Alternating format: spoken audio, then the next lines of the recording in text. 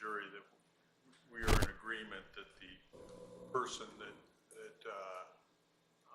Sergeant Stanley processed and collected the firearm from was the defendant, Jason Meade. I don't, that's fine. I thought he testified to that. He did.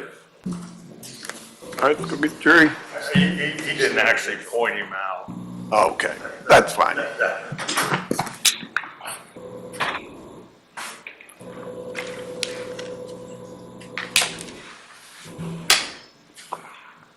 Sue, you have a good evening?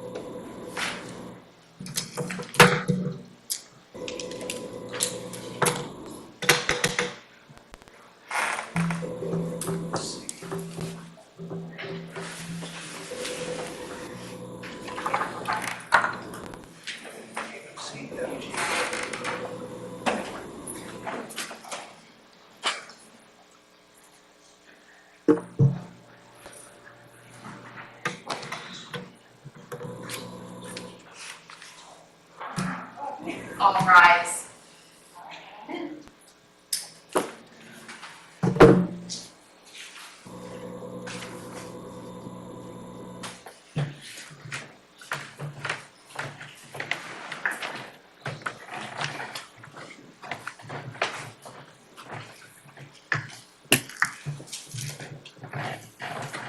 Everyone can have a seat. You had everybody had a good evening last night? Any further witnesses or any statements? Yes, Your Honor. Prior to calling our next witness, just wanted to state for the record that the parties are in agreement that the individual that Sergeant Stanley testified about yesterday that he collected the firearm from was in fact the defendant, Jason Meade. Yes, so stipulated, Your Honor. Okay. Any further witnesses on behalf of the state? Your Honor, we'll call Officer Seth Penny.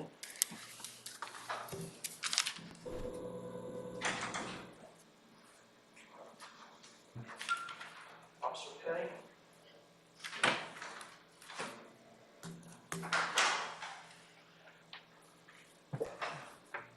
There's a little maze around here.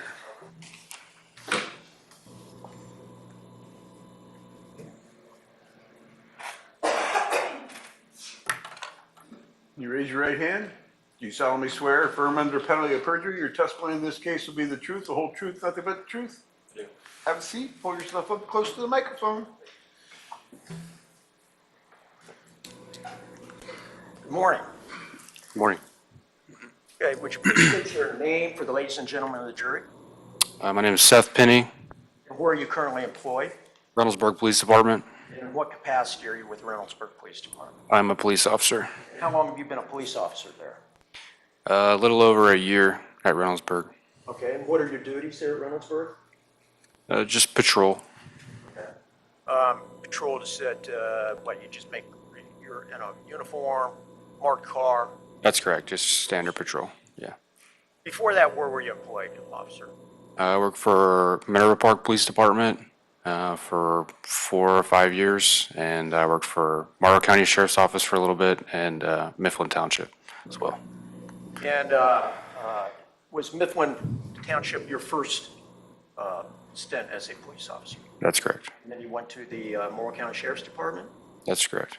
From there, you went to Minerva Park. Correct. On December 4th of 2020, where were you employed? At Minerva Park. And what were your duties there at Minerva Park? I was a standard patrol officer. Well, tell me, what does a regular standard patrol officer do? What do you do as a patrol officer? Anything from responding to calls for service from citizens to addressing traffic complaints, conducting patrol. Okay. And on December 4th of 2020, were you working patrol? Was. Okay, and were you in your cruiser, marked cruiser, Yes. and uniform? Yes. Did you receive any radio traffic that day that required you to respond somewhere? Yes, I did. And do you remember what was that radio traffic? What did it indicate? I don't remember exactly the words, but on our dispatch it said that there was a officer in trouble. I believe there was a shooting mentioned, officer involved shooting mentioned. Okay, and upon hearing that, that required like a rapid response from you? That's correct. Okay, and where did you, if you recall, where did you respond to? It was on a States Place in Columbus. Okay, Franklin County, That's correct. Ohio, right? And if, just for your recollection, would that be 3996 Estates Place? Yes. Does that ring a bell? Okay. Did you respond with lights and sirens? I did. And was that within your jurisdiction? No, it was not. Had you ever been to that street or address before? No. Okay. Upon arrival, do you recall, were there other officers already arriving at the scene? Yes, there were. Tell us about that. Where did you park, and where did you park? I came in off of Ferris, so I believe I went south on Estates and stopped at the intersection of, I believe it's Sales Okay. and Estates. I'm going to show you a map here, okay, that's been previously marked as States Exhibit 19. Can you just step up here in front of the jury here for a second?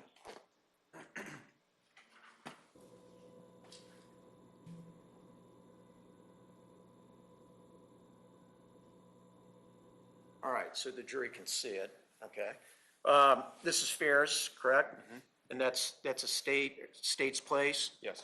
3996 down here. Yeah. Okay, so which direction do you recall coming from? So I came down Cleveland Avenue and then went west on Ferris Road, came to the intersection of Estates Place, went southbound, and I stopped here at Sale Road to leave room for EMS and other personnel to come in. Okay, and just for the record, so the record reflects it, you came down Estates and you came to the first intersection on Estates, is that right? That's correct. And that's where you parked? Correct. Okay, and then from there, where was it, after you got out of your cruiser, where did you go? I went on foot southbound towards the property at 3996. Down here? Yes. Okay, all right.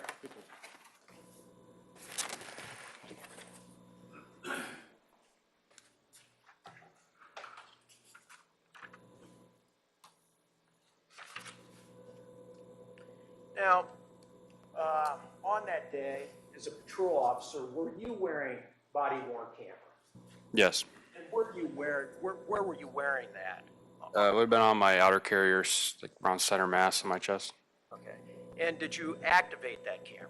Yes. And what is the policy, or at least for your division, on activating your cameras? Our policy at Minerva was anytime you deal with interaction with the public or anything that you could gather in for evidence for any police interaction. And so, when did you activate your camera, if you recall? Was it soon after getting out of your cruiser? Yes, it was on the way to the scene, so I had just gotten out of the cruiser and was running up to the scene. Okay.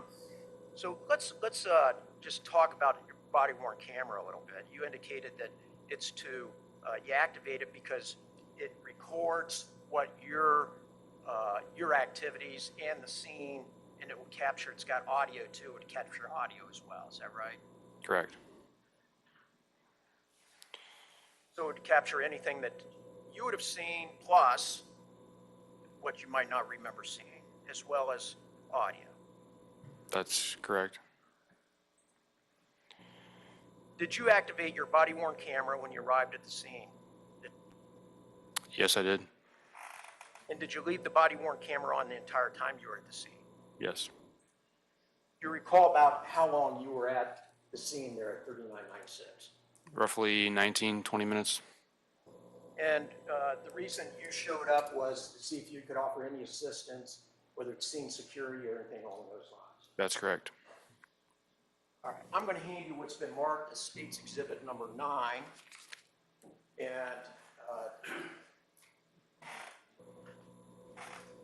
it's a USB thumb drive. You've reviewed that, haven't you? Yes. Okay, and is that the full or fair and accurate copy of your body-worn camera on that day? Yes, it is.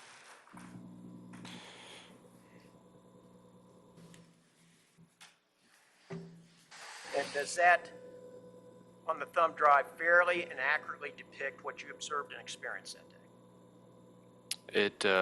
It reflects everything that was captured by my body camera. Now, about how long were you at the scene again? I think I asked you. It was like- Around 19 minutes, 20 minutes.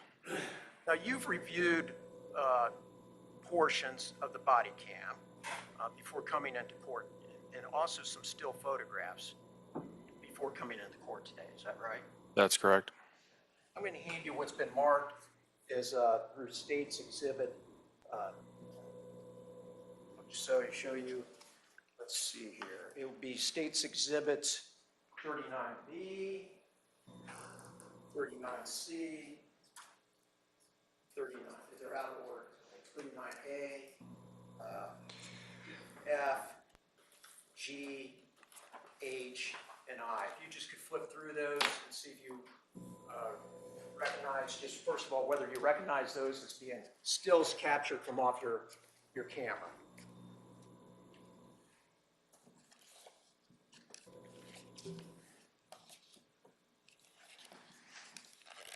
Yes, they are. You can hand them back to me then. Is that too?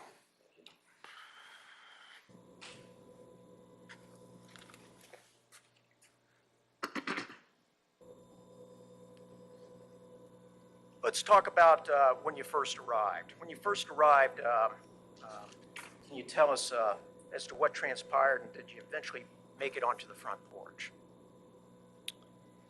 Starting from when I got to the scene. Okay, so when I got to the scene, like I said, I parked far enough away so that I could leave room for EMS and any other personnel that were more directly involved than me. I was just showing up to assist another agency. Once I arrived, I ran up to pretty much the direction everybody else was running to. That made sense to me at the time. And I recognized a couple officers that were on scene already, and I pretty much just followed the more experienced, or the officer that I knew better at the time. I just followed him around to see, what I could do to help. And then, yeah. And did you eventually, when you first arrived, make it onto the porch? I did make it to the porch at one time. Do you recall who was on the porch at that time? When I was on the porch, it was Officer Phillips, and there was another officer that I now know to be Jason Meade. And was there somebody in the doorway that you didn't know? That's correct. Now, Officer Phillips, how did you know Officer Phillips? He's a prominent training figure for the local agencies in that area. The smaller agencies utilize the same trainers, and he would typically put on the in-service trainings, and everybody in the area, police-wise, knows him. And in this occasion, he was not in uniform, is that correct? That's correct. And he would not have had body-worn camera on? No. Nor were you aware whether the fella in the doorway had camera on? I don't recall. Okay, I want to direct your attention to the first clip portion from your body-worn camera, okay? It's very short. Counsel, we're going to play from approximately 38 seconds to 45 seconds, which is from off the porch. You're aware your body-worn camera captured a statement made on the porch by Mr. Meade, is that correct? I'm aware of that now, yes. I'm sorry. Tim, stop it right at the beginning so I can have it done.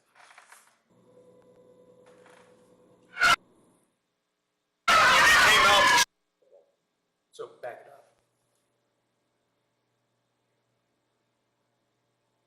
Okay, let's just play just forward of just a second. Okay. You'd indicated there were 3 people on the porch. Obviously, the camera's from your perspective, is that correct? That's correct. Okay, and who's the individual with the sunglasses and the hat on? That's Officer Phillips. Okay, and the one person to the left is, who later became known to you as Officer Jason Meade. That's correct. And is it the same Jason Meade that's sitting in the courtroom today Yes. at council table? Yes. So, the person that's in the doorway, you didn't know? No, I still don't know. Now, during the time that you saw this interaction, did you know whether or not Officer Phillips knew Officer Meade? It seemed apparent to me that they were friends, or that they had known each other, or familiar at least. All right, so if we just back it up, let's play this through, okay? May I publish? Yes. No. May.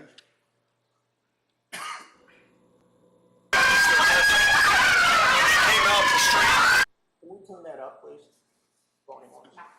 It's Max.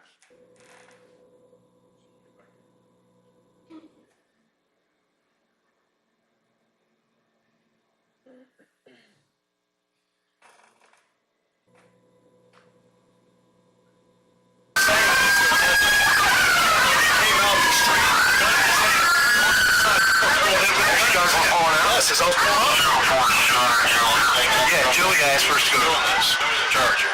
It's about, I was wondering,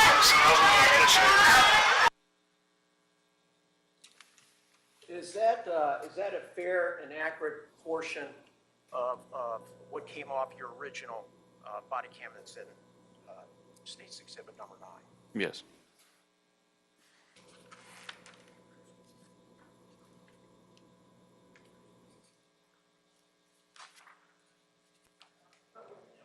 And that's, and there's portions to the body cam, is that right? Correct. And you have a portion leading up to it, and then you have body cameras after that, is that correct? Yes. Now, at any time when you were on the porch, in that statement that he made, did Mr. Meade ever state that Mr. Goodson or anybody had pointed a gun at him? I don't believe in that statement he did.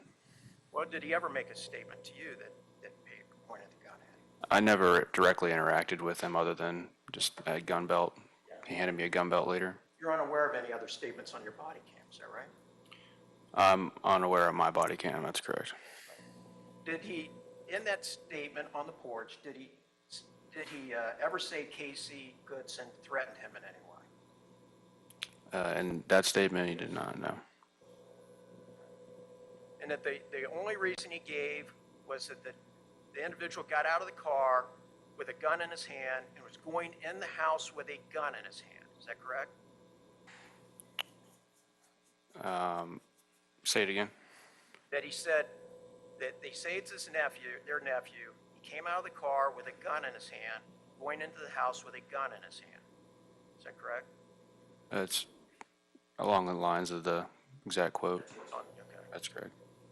Now, I'm going to, after this, okay, you stayed on the porch, is that right? For a minute or so, yeah. Did you have another interaction with, do you know where Mr. Meade went? I don't know where he went. No, after the porch, I don't remember. Okay, all right. Did you see Officer Penny again? I'm sorry, Officer Phillips. I did see him again, yes. And did you become in possession of what would be a gun belt or a holster at some point? Yes. And explain to the ladies and gentlemen, how did that come about? I was on the porch, and again, I told you I was following around an officer that I knew at the time. I was a relatively new officer, so I was kind of, for a better, lack of a better term, kind of lost in the sauce, lost in the whole chaos of things. So I was following him around to see where I could help, and he had jumped off the porch and asked, "Whose gun belt is this?" It was laying on a walkway on the side of the house. And he handed it to me, and then I kind of sit around and tried to figure out where to put it. Okay. I'm gonna hand you,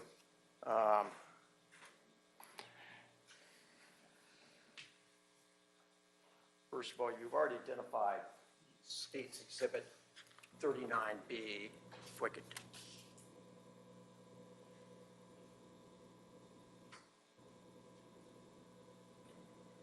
All right. Is that 3996 Estates Place? Yes. Okay. And the porch that we're talking about where the conversation took place, can you point on your screen as to where we're You can referring do it to? on the screen if you're using the Elmo. Pardon me? You cannot use his. Oh, you can't use his You have screen? to have All it. right, I'll do it up here. Is this the porch that you're talking about, that you're on during the conversation? Yes. Okay. And this is where you first, Nice. okay. Thank you. Okay, point out to where you guys were standing when the conversation took place. Can you see it right there? Does everybody be able to see that? Okay. All right. Now I'm going to show you what's been marked as 39C. Okay?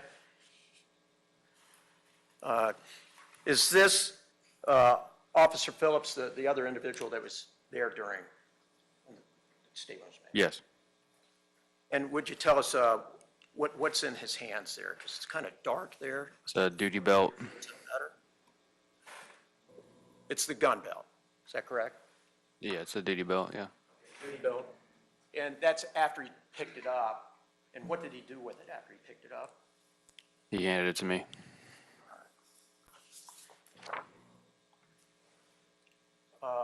What did you end up doing with the duty belt? I handed it to, well, no. I asked what to do with it, and Deputy Meade told me to put it into one of the unmarked cruisers, one of the trucks.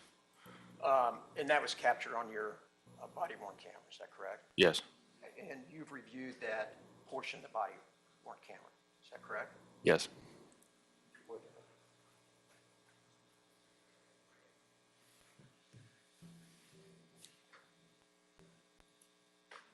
Is the volume, is the volume up on this, Rachel? What's this identified?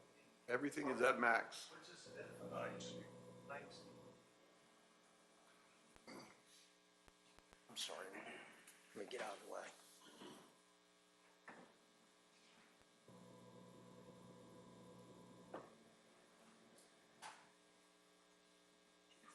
Yes, please play.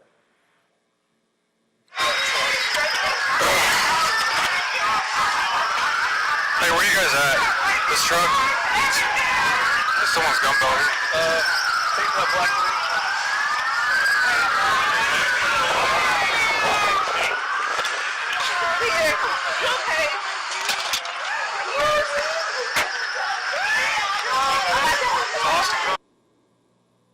Okay, so that clip shows you putting the gun belt into a black truck out on the street, is that right?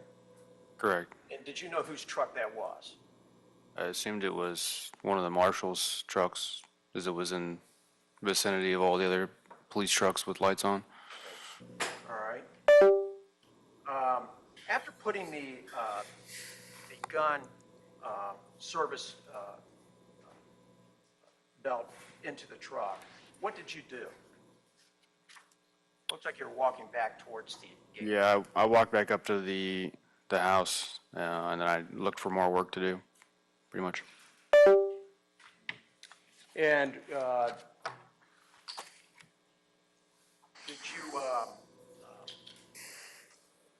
did you eventually, after a while, decide that there wasn't much for you to do and you were going to leave? Yes. I'm going to hand you what's been marked as State's Exhibit F. This would be at the 1257 mark on your camera. F, yes, yes. You mean 39F? 39F? What did I say? Okay. Do you recognize that photograph of 39F? Yes. And would you tell the agent, what is this a photograph of? Looking which direction? This is looking north, so I had turned around from the property and was going back to my cruiser, I believe. Now, we see a black car here that's sitting here. Were you aware of whose vehicle that was? No.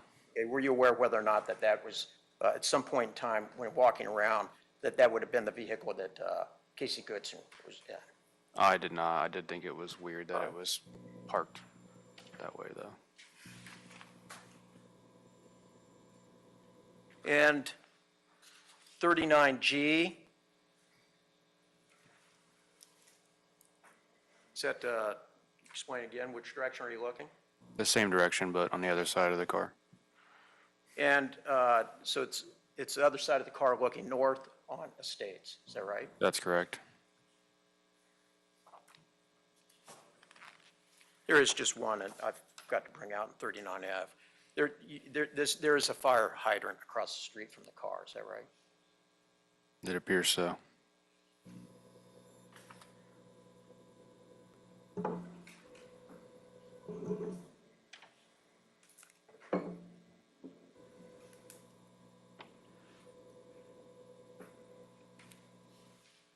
And in 39,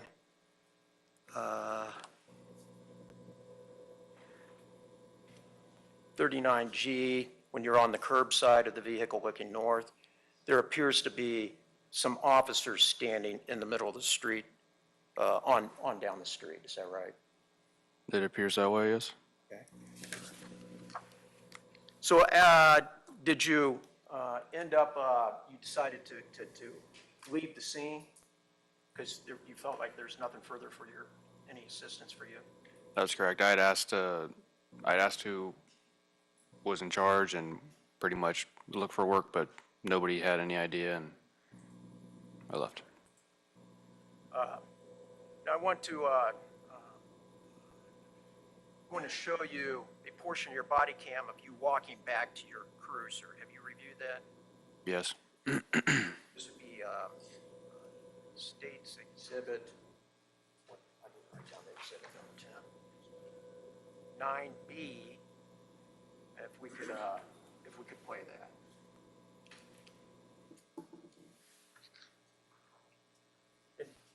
If you saw, this is the photo that we just saw where you're starting from next to the small black car there, and you're walking back to your cruiser.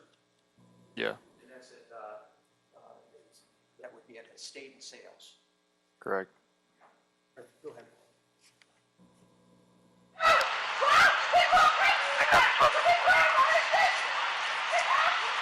you see there's clothes coming back. You know where there's clothes there? I don't know.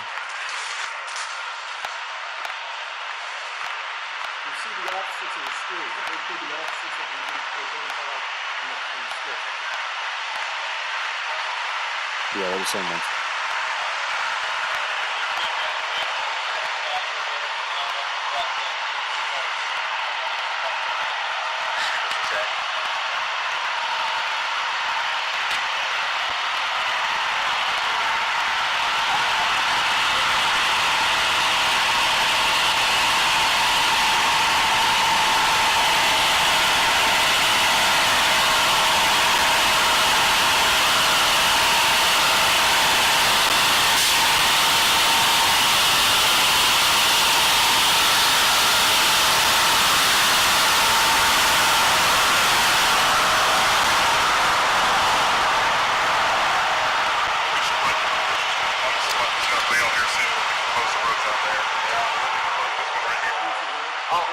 Yes. I don't know if canine is not, it's animal.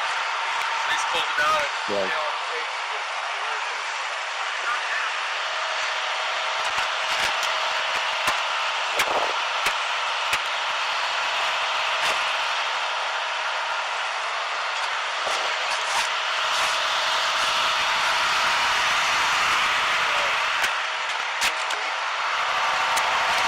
A view looking then southbound on Estates when you turn around. Yes. I'm going to publish State Exhibit 39I.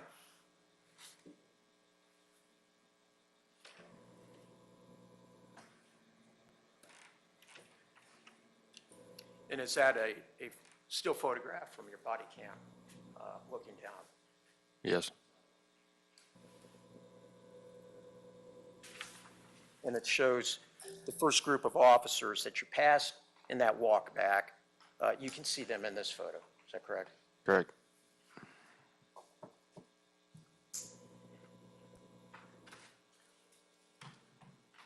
So at that time, did you feel your duties were done and over with?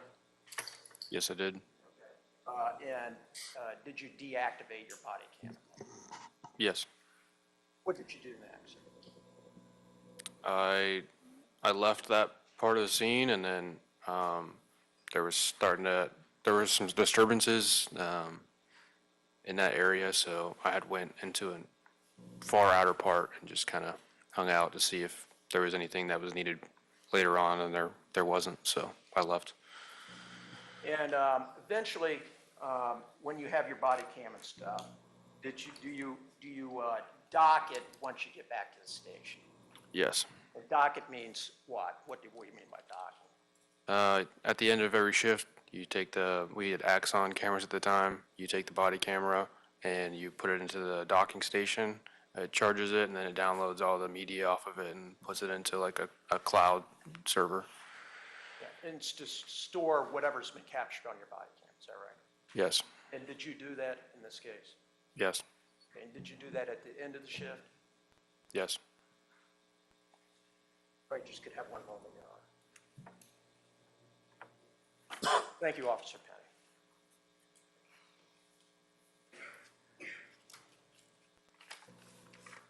Any cross-examination? Yes, sir. Good morning, Officer Penny. Morning. How are you today? I'm all right.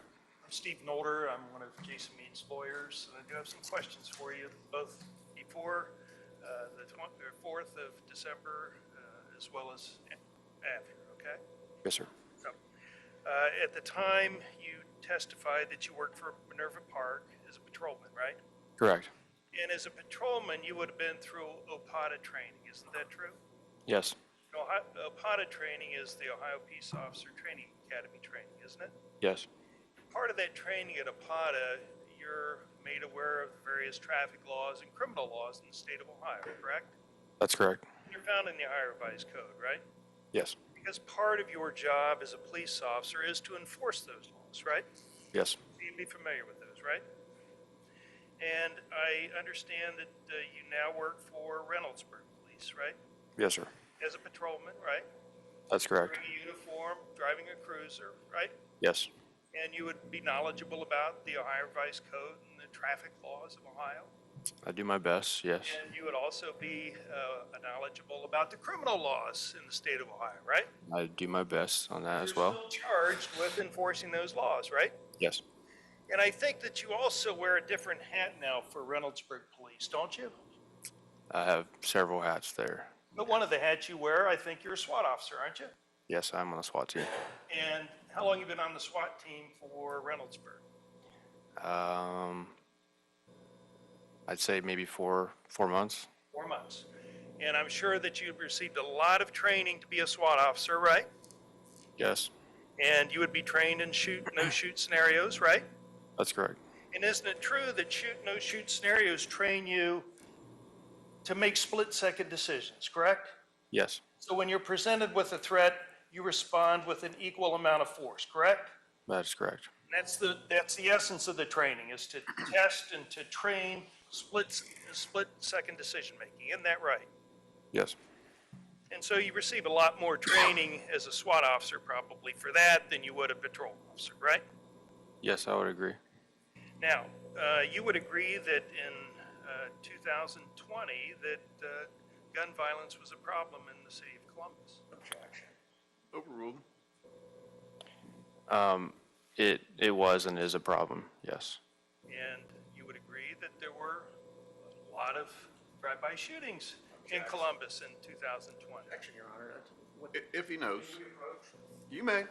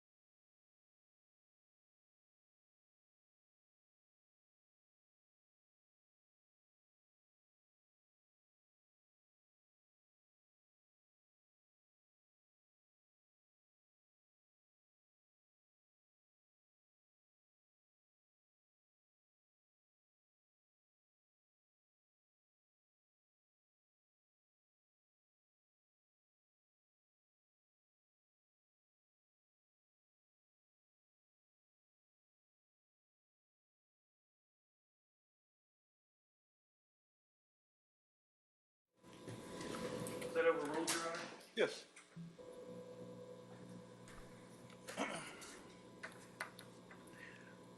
Now,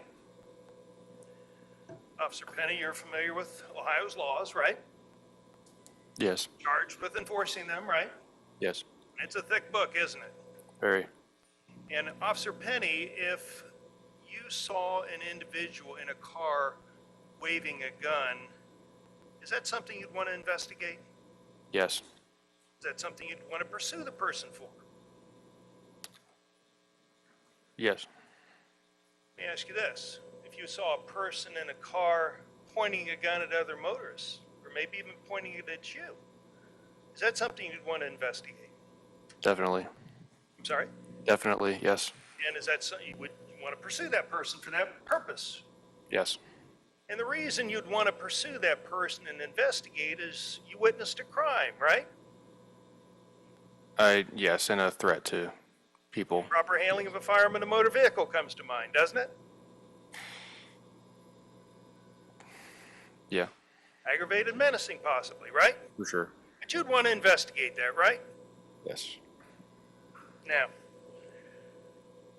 if a person points a gun at you, Officer Penny, isn't it true that's a deadly threat? Yes.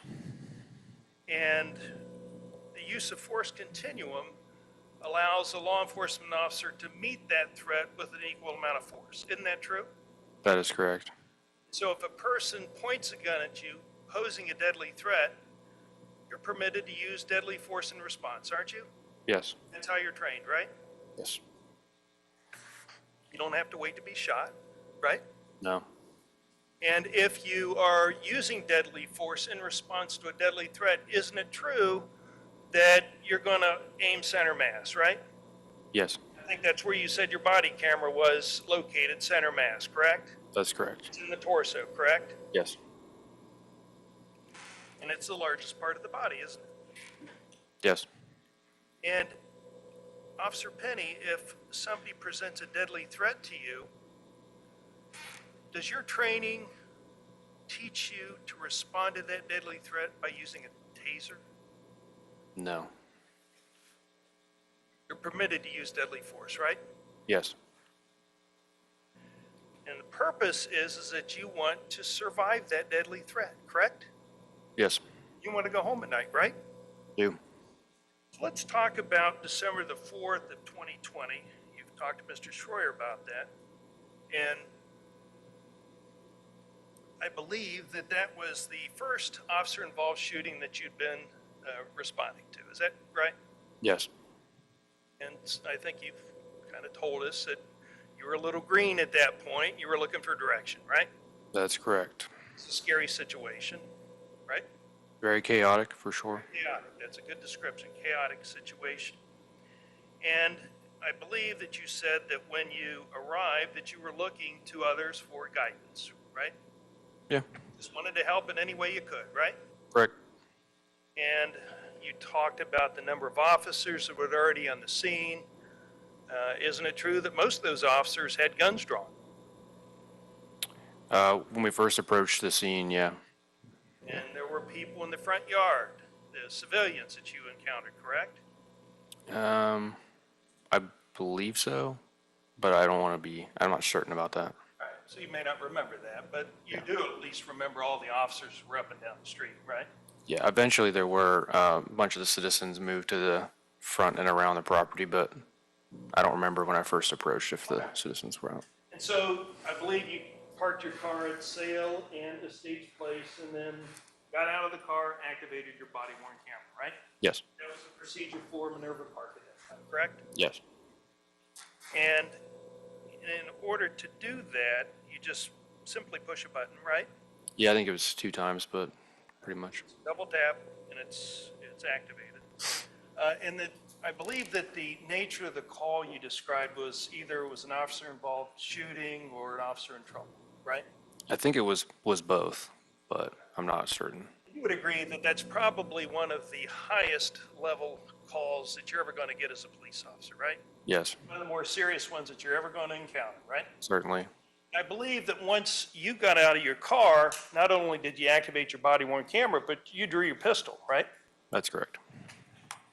Now, State's Exhibit 9, Mr. Schroyer played you a segment of your body worn camera beginning at the 38-second mark, and he played it to 45 seconds. You remember that?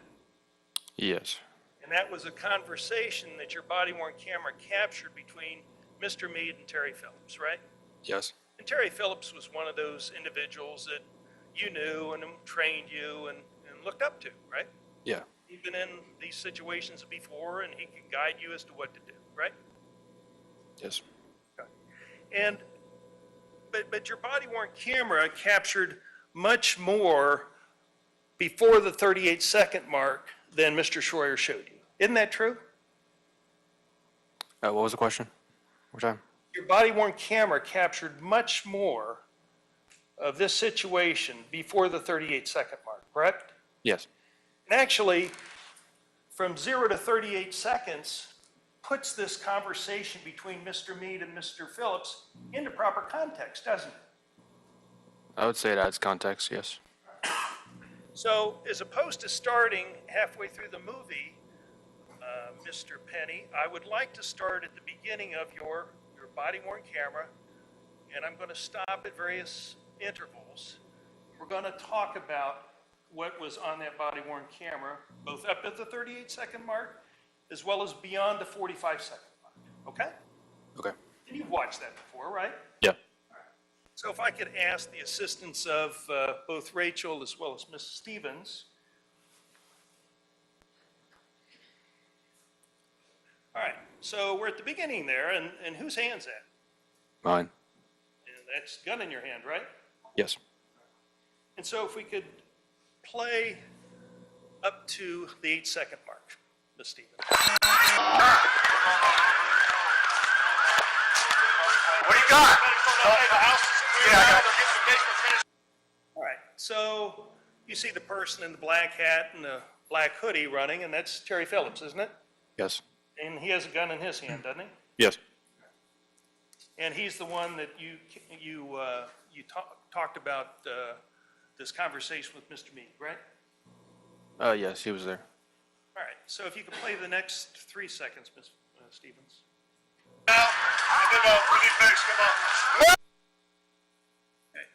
And isn't it true that during that 3-second interval, you heard someone say that we need medics to come up, right?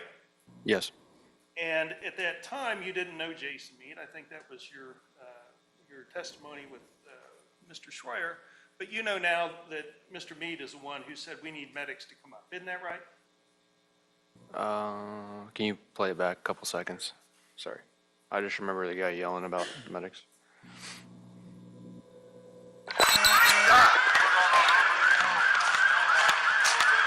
do you got? Hey, the house is clear Yeah, I now. got it. They're getting the basement finished right now. And then we need medics to come up. Max! Okay, you hear that? Yes, Mr. Meade, isn't it? that's correct. All right. So if we could play from the 11-second mark or start at 12 seconds to the 22-second mark, listen very carefully. I'm going to ask you some questions.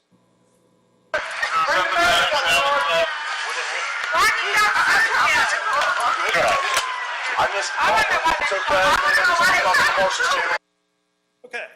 So during that interval, you heard Terry Phillips say, "I missed the call." Isn't that right? Mm-hmm. Yes? Yes, yeah, yeah. And isn't it true that the call is kind of cop talk for the radio transmission? What was the question? Isn't it true that the call that was missed, the call means the radio transmission? Yes, yes, sorry. So go ahead.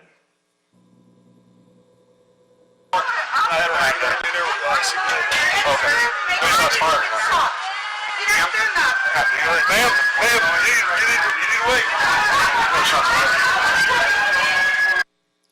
So we see Jason Meade on the front porch, right? Yes.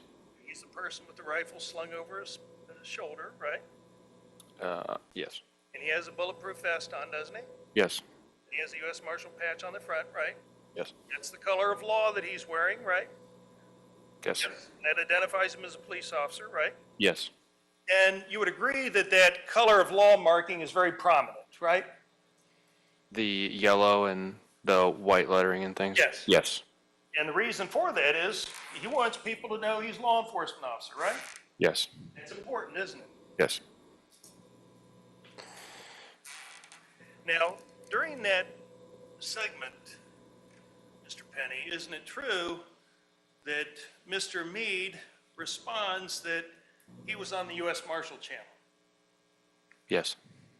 And the U.S. Marshal Channel is a channel that is only available for those that are either on the task force or working directly in the U.S. Marshal Service, right? I assume so. I don't know that for sure. I don't have access to You it. have access to it, right? Oh, no. You have access to it now in Reynoldsburg? No. You have access to it now when you're a Reynoldsburg SWAT officer. I don't believe so. So if we could play the next 3 seconds to the 37 mark.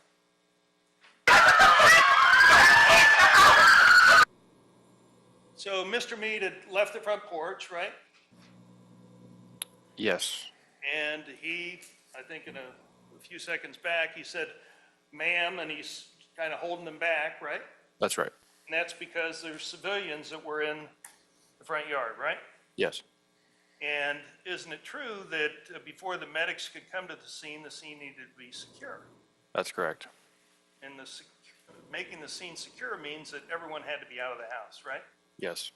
And once the scene is secure, if those civilians in the front are allowed in the house, the scene no longer is secure, right? Yes, that's correct. So medics couldn't come, right? Yes.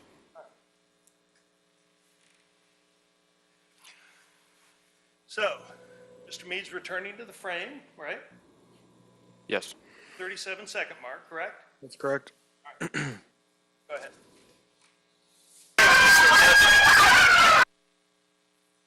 So he's now talking again with Mr. Phillips, right?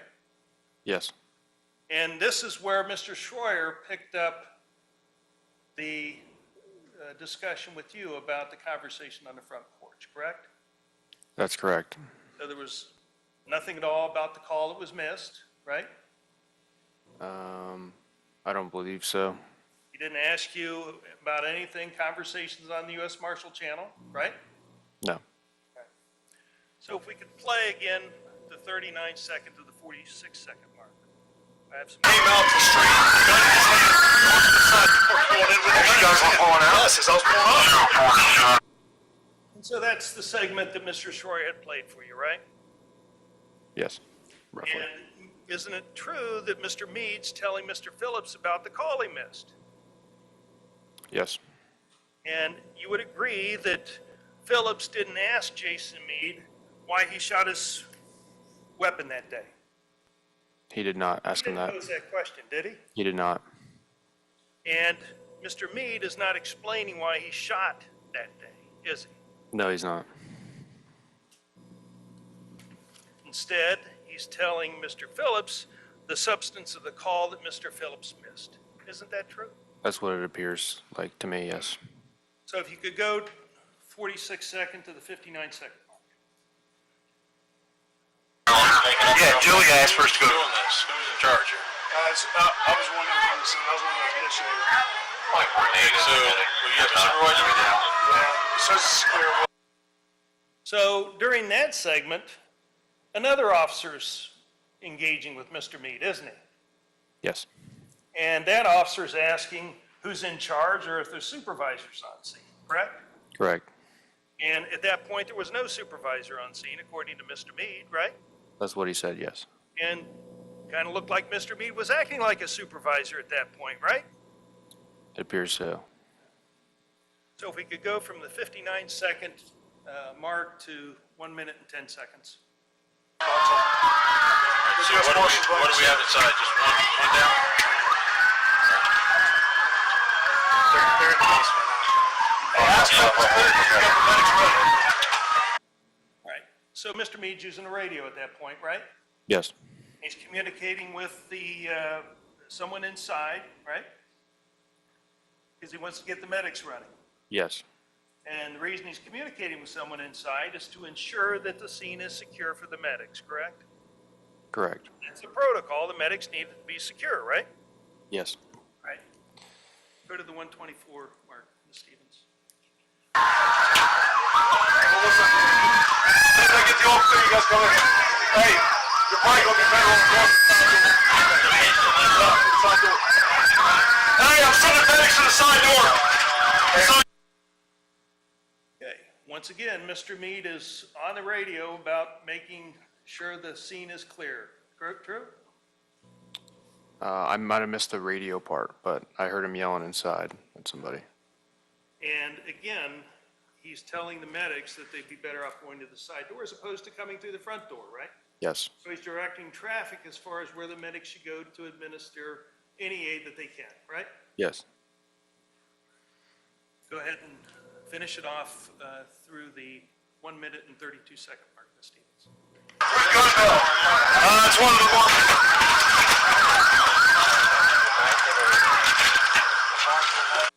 All right. So that's the gun belt that you previously testified about, right?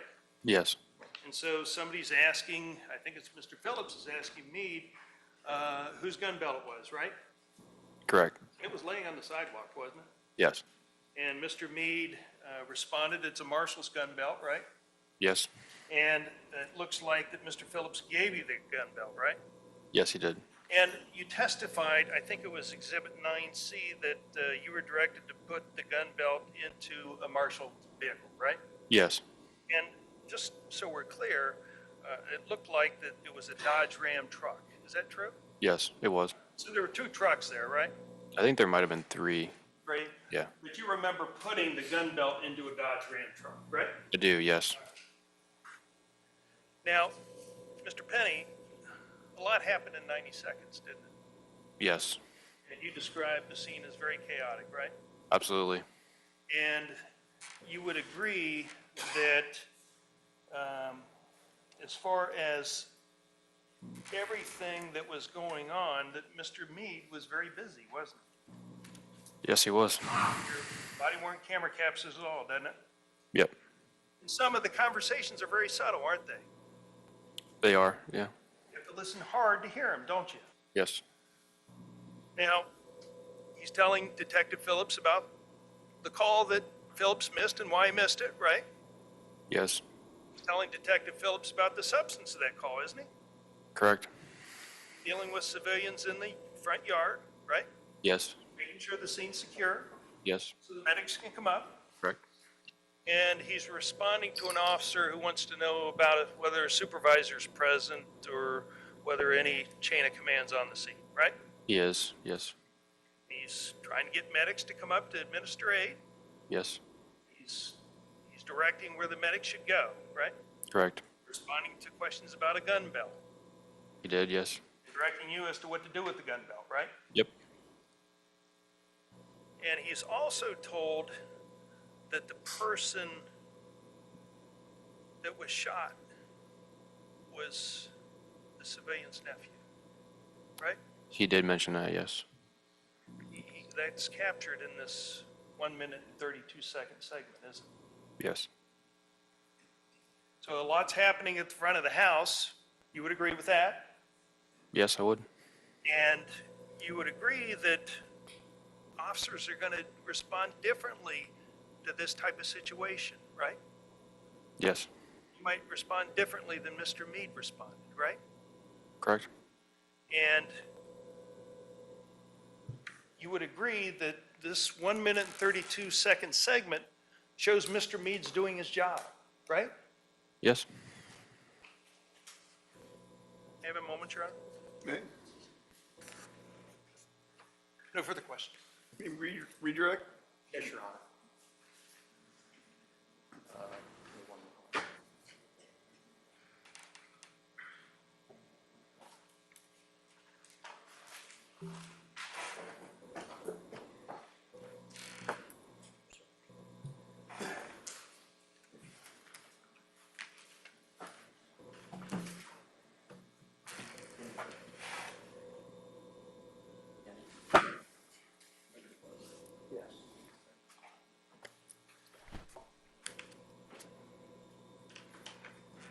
So Officer Penny, working, you say you're SWAT, is that right? That's correct. And as far as SWAT goes, you work in teams, correct? Yes. And it's because the reason you work in a team is that you can formulate a plan. Is that right? There's safety in numbers, and there's leaders that generally will formulate the plan for us, yeah. Because safety in numbers, because you've got somebody to watch your back. Yes. And just you've got more assistance when you're dealing in a SWAT situation. Yes, you generally have more help. They don't send you out SWAT on your own, do they? No, that's not the purpose of SWAT. Especially if there's somebody that's in a house, or I think you mentioned barricade or whatever. You don't go and do it on your own. Not traditionally, but exigent circumstances can change that. Well, you mean they tell you as a SWAT officer, go do it on your own, or you work as a SWAT team? You work as a team, however, you have to address a threat.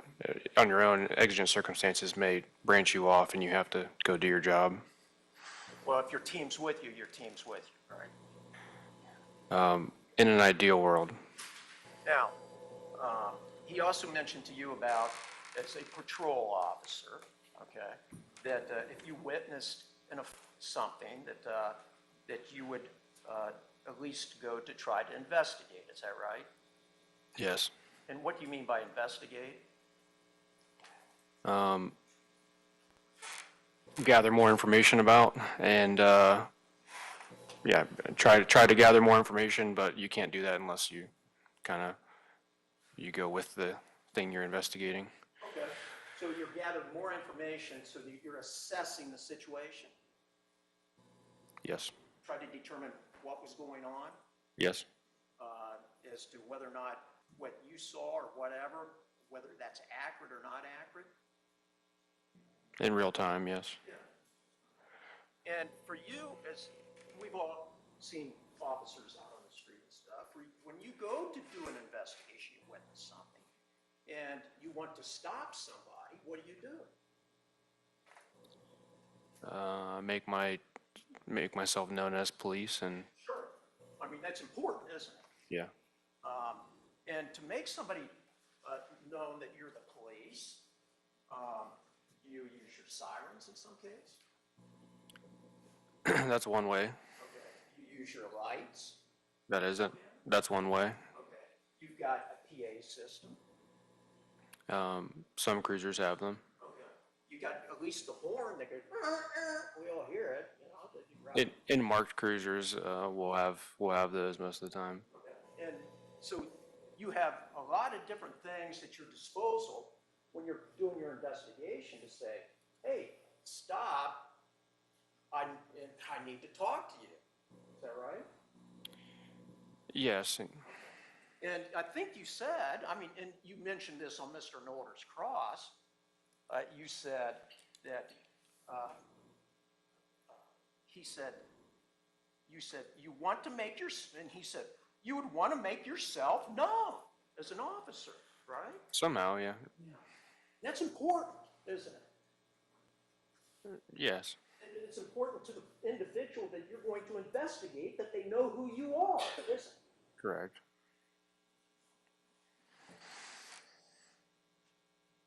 Now, you know, we talked about the porch. And you played it. We've looked at that clip as well, is that right? Yes. Okay.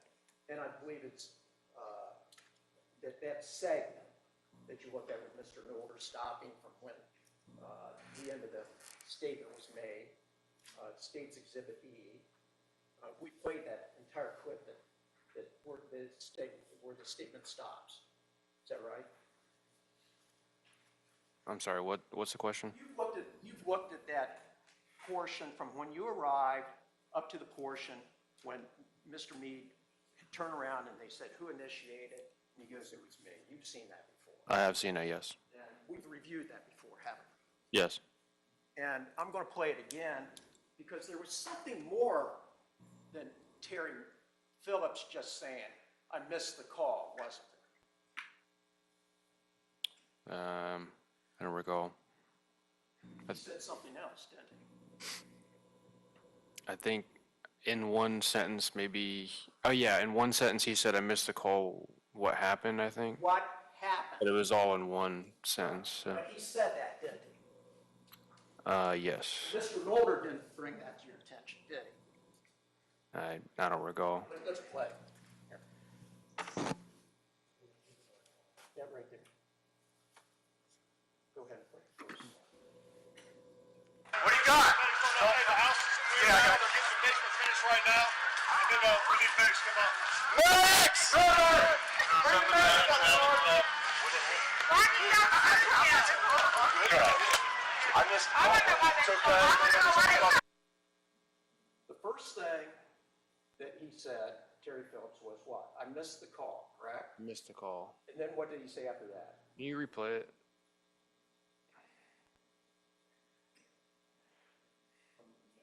Right there, where he said he missed the call. We need Max to come up. Max! Bring the Max up, Sergeant.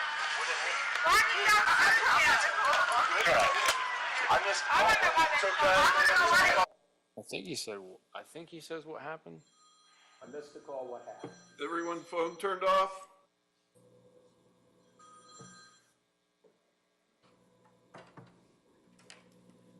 And then after that, okay, I think Mr. Norder said, well, he was talking about he tried to get on the Marshall's channel or something along those lines. And then he left the porch and then came back on. So let's go ahead and play it a little further. Marshall's channel, I'm on. This is, back it up. I just wanted to put in the record where we're at with it. Okay, go ahead and play it forward.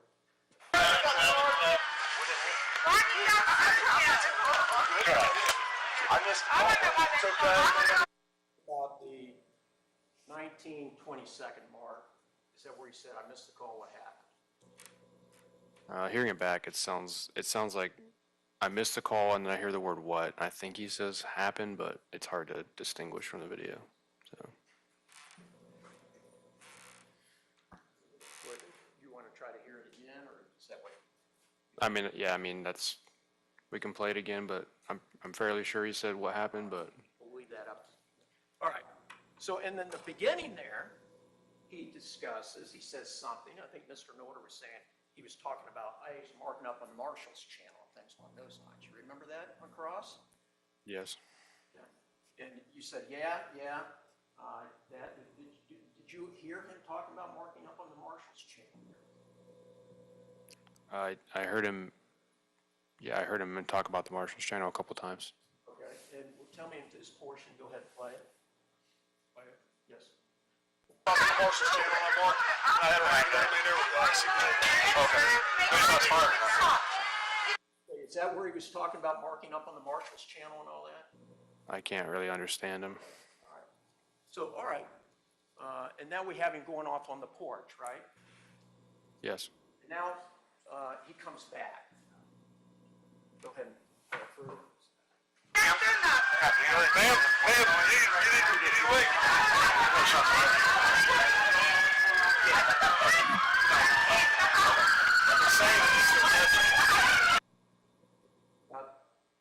That's not talking about the marshal's channel, is it? No. Okay, go ahead. Came out the street. He came out on the street with a gun in his hands. That's his observations, correct? Yes. Okay, go ahead. That's his observations, correct? That's what he's explaining to Officer Terry. You guys were pulling out? Yes, I was pulling out. Yeah, Joey asked for us to go. Who's in charge here? Guys, I was one that was I was one that initiated. And in fact, when he walked off the porch, Terry Phillips was turning to the unknown person in the thing, and he's saying, "No shots fired," right? You remember that? He said that, yeah.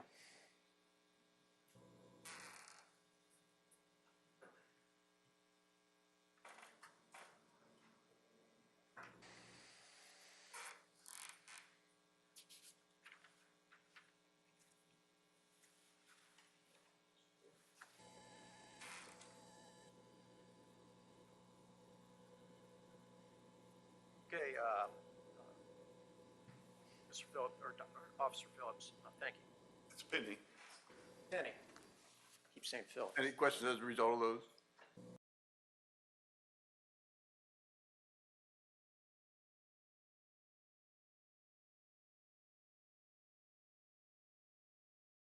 Yes, sir. I have to ask you to listen to one more segment of that 1 minute and 30-second mark to determine if you hear Mr. Meade say he was on the U.S. Marshal channel. Okay. Ms. Stevens to go to the appropriate spot for that clip.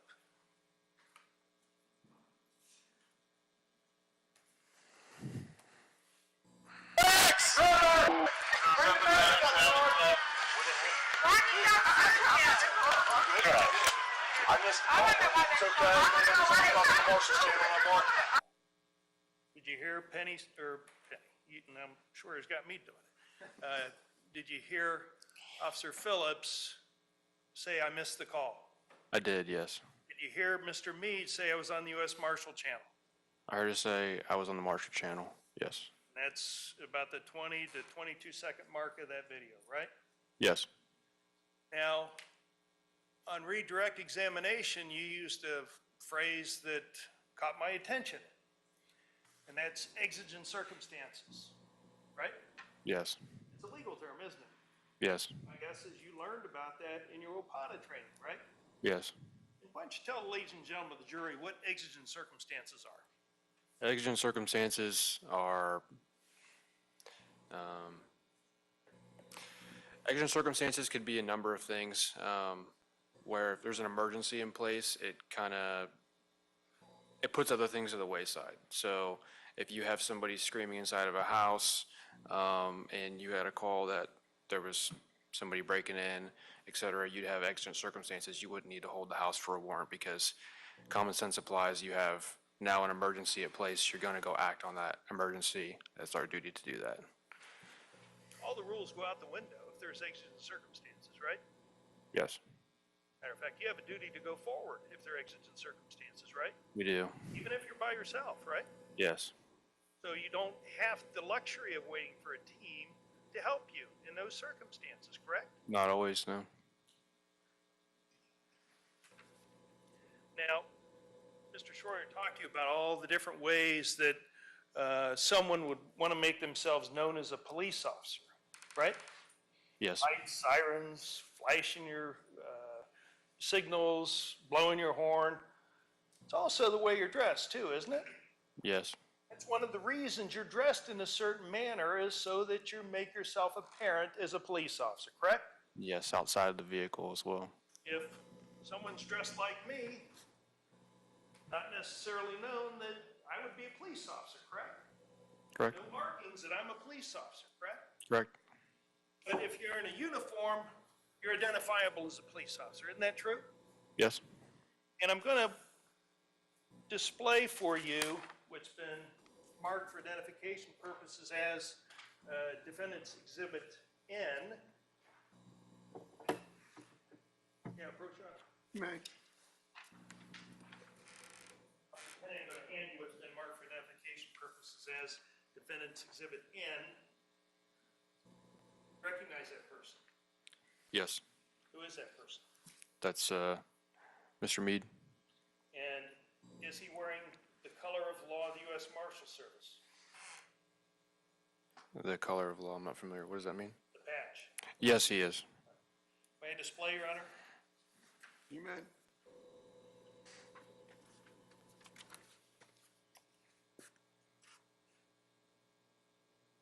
Is that how Mr. Meade was dressed on December the 4th of 2020? Yes.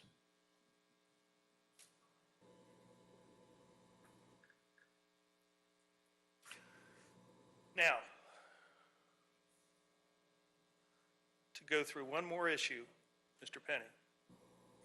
In the conversation between Mr. Meade and Mr. Phillips, it's true that Mr. Phillips did not ask Mr. Meade why he shot. Isn't that true? That's correct. And Mr. Meade did not respond with an answer as to why he shot. Isn't that true? Correct.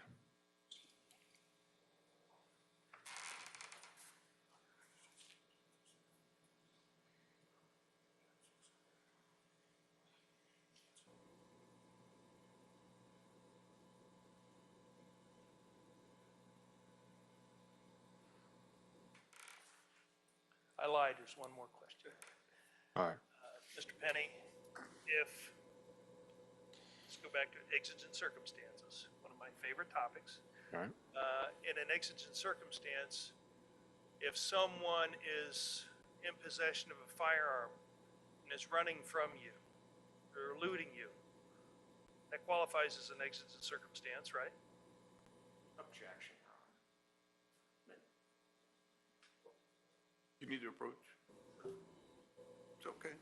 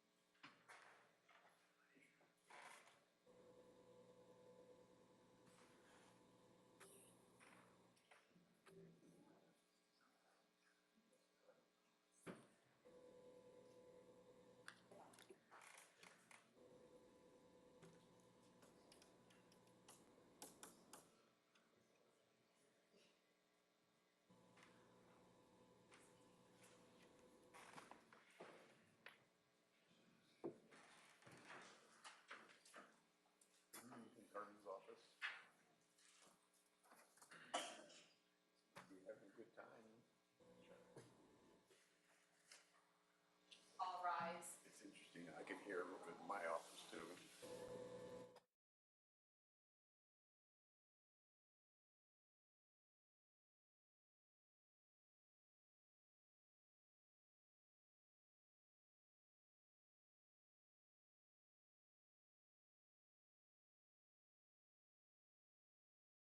Have a seat.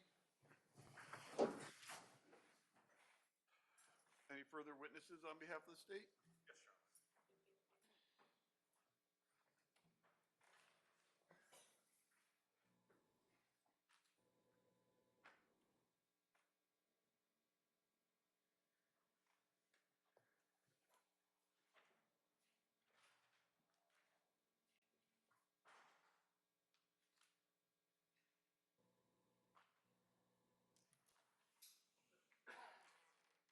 There's a little maze here.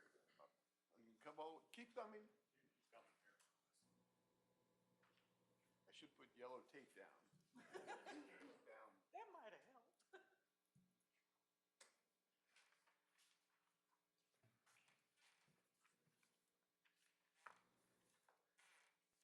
Can you raise your right hand? Yes, sir. You solemnly swear, affirm under penalty of perjury, your testimony in this case will be the truth, the whole truth, nothing but the truth. Yes, sir. Have a seat. Pull yourself up close to the microphone. Thank you.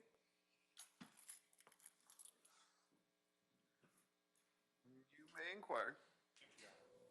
Ma'am, will you state your name for the ladies and gentlemen of the jury? Yvonne Talifero. And Detective Talifero, in December of 2020, were you employed? Yes, sir. Where were you employed? City of Columbus and Crime Scene Search Unit.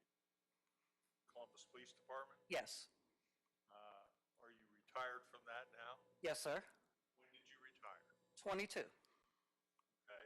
How many years were you on? 33 and a half. 33 and a half. Okay. How long did you retire from Crime Scene Search Unit? Yes, sir. Okay. How many years were you on Crime Scene Search Unit? About 20. Okay. A good portion of your career then. Yes, sir. As a detective on the Crime Scene Search Unit, were you requested in December of 2020 to do a task related to a shooting that had occurred on December 4th? Yes, sir. Okay. Who made the request to you? I do believe it was Detective Hughes. Detective Art Hughes? Yes. And he's with the homicide squad? Yes. What were you requested to do, if you recall? To execute a search warrant on a vehicle Okay. And where was the vehicle located? at the Columbus impound lot. Okay.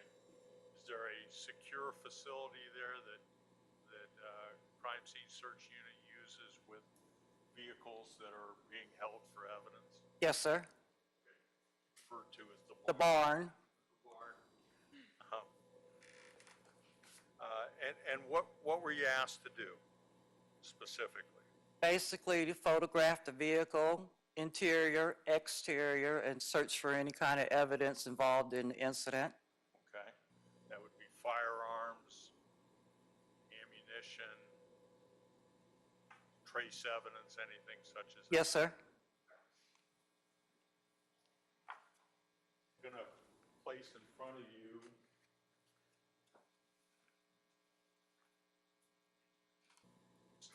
what's been marked as State's Exhibit A, a series of photographs through State's Exhibit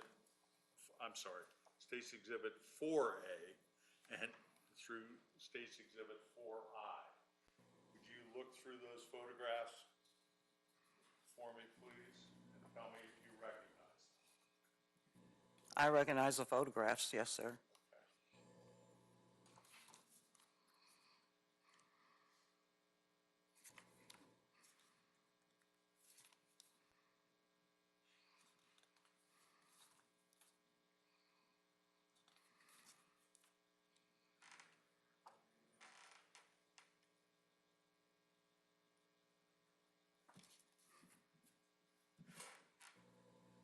those the photographs you took on December 7th?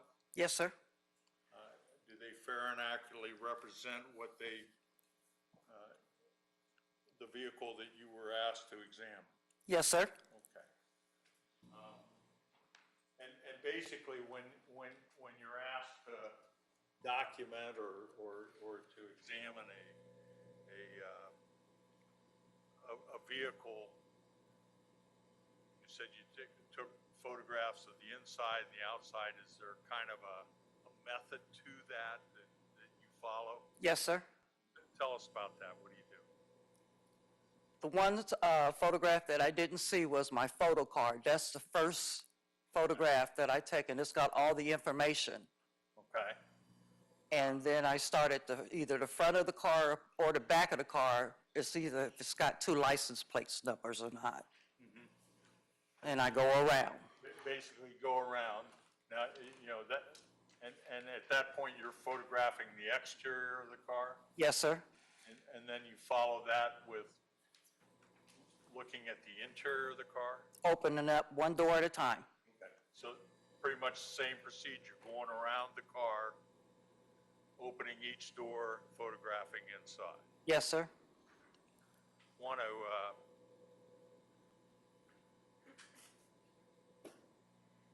and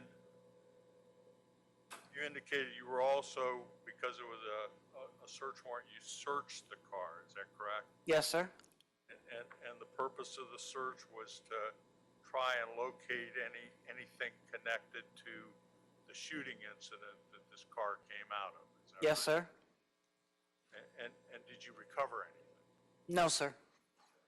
So you found no weapons, No, sir. no ammunition, No, sir. no trace evidence. No, sir.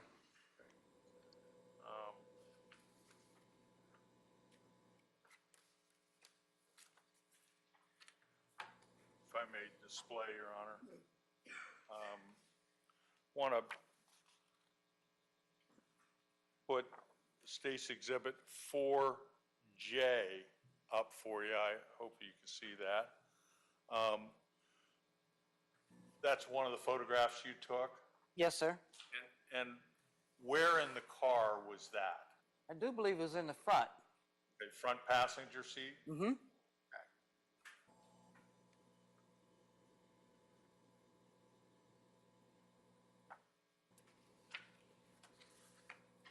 Thank you, Detective. I don't believe I have any further questions.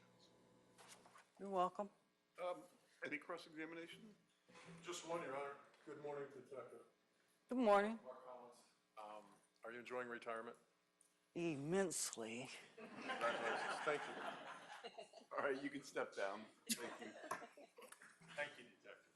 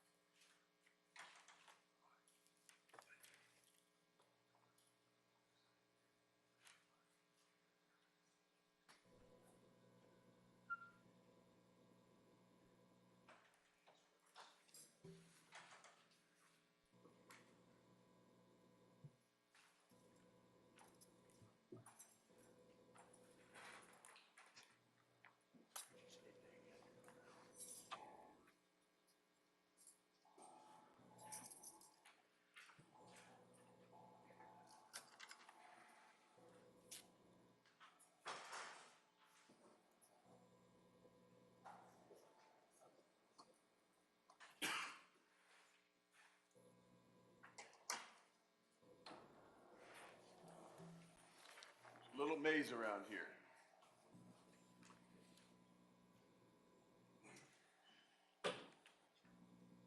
Raise your right hand.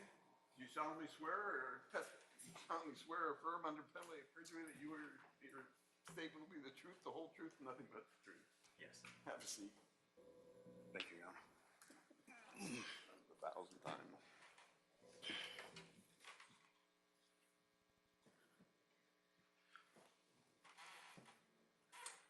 Morning, sir. Morning. Could you tell ladies and gentlemen of the jury your name, please? Santino Williams, SONTINOWILLIAMS. And Detective Williams, are you employed? Yes, With whom? Columbus Police Department. In what unit are you assigned? Crime scene search unit. How long have you been a police officer? Almost 25 years now. And how long have you been on crime scene search unit? 5. Okay. In your work on the crime scene search unit, were you working on December 4th, 2020? Yes, sir. Were you called to the scene of 3996 Estates Place, Columbus, on that date? Correct. What was the nature of the call for that? It was a homicide call out or a shooting. And do you remember who else responded besides yourself? John Ball, Detective John Ball, Detective Linda Gibson, Sergeant John Stanley, and myself, yes. Okay. And the purpose there was to collect evidence and document the scene, is that correct? Correct.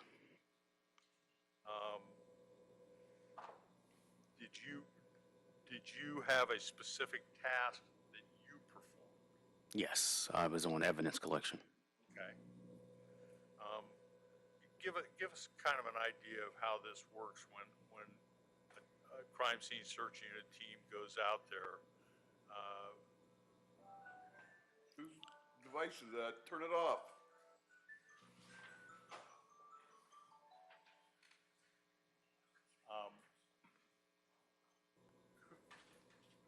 You know,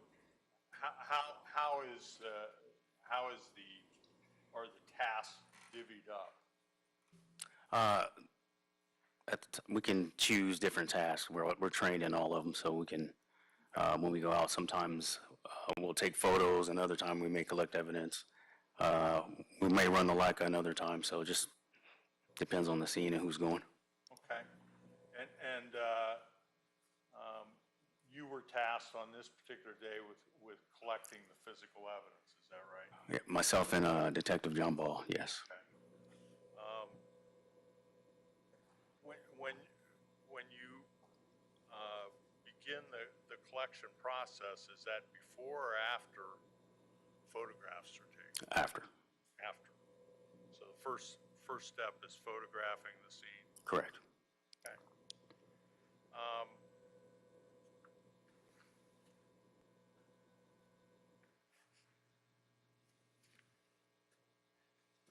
Do you have your report there? I do not. It would be helpful to have it. Sure.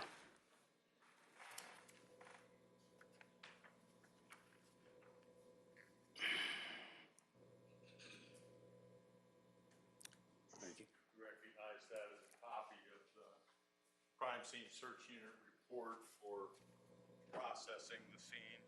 Yes, sir. Okay.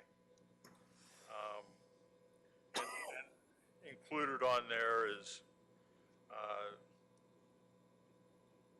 the time you arrive, the time you leave. Correct. What time did you all get to the scene? 2:40 p.m. And what time did you leave the scene? 6:50 p.m. So you all were there for approximately 4 hours. Correct. And that you would have left the scene once you had finished once the photographs had been taken, the evidence that was determined to be collected was collected. Correct. Who made the determination as to what items to collect? There's a scene detective that helps the lead detective on the homicide callouts. Okay. You recall who the scene detective was on this? I think it was Detective Mounts. I think it was. You recall is a homicide detective, is that right? Correct. Okay. And do you recall who the lead detective was? I believe it was, I think it was Hughes. I think it was Hughes on that one. Okay. Detective Hughes? Mhm. Now,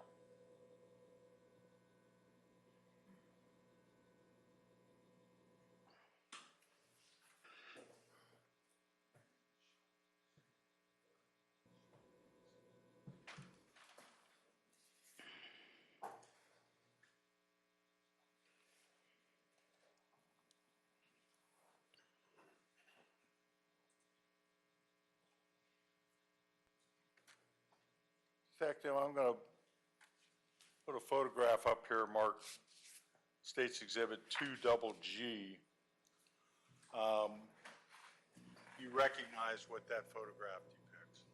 Yes, sir. And what is that? It looks like the evidence markers outside of the fence. Okay.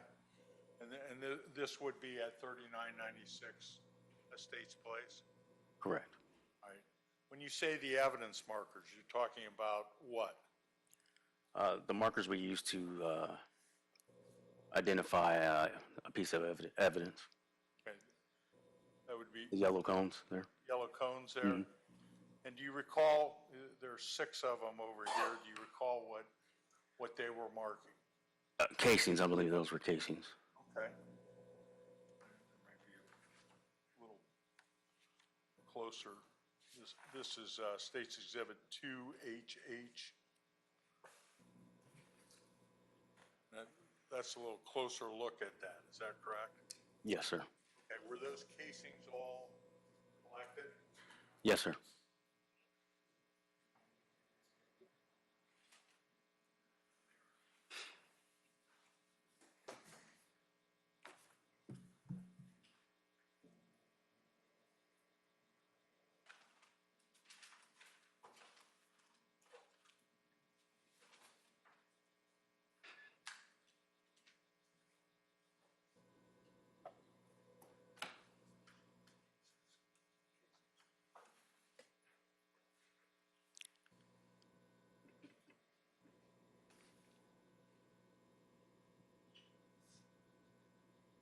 Place in front of you what's been marked as State's Exhibit 2A.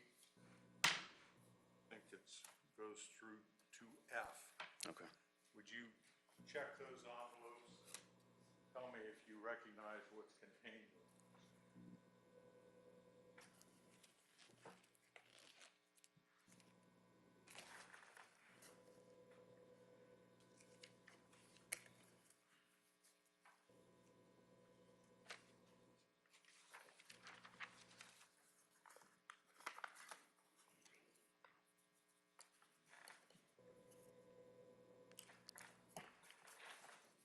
Like the rifle casings? Okay.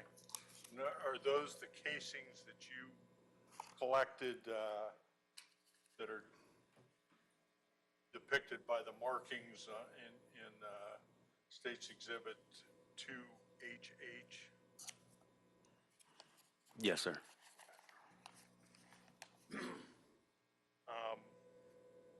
Now,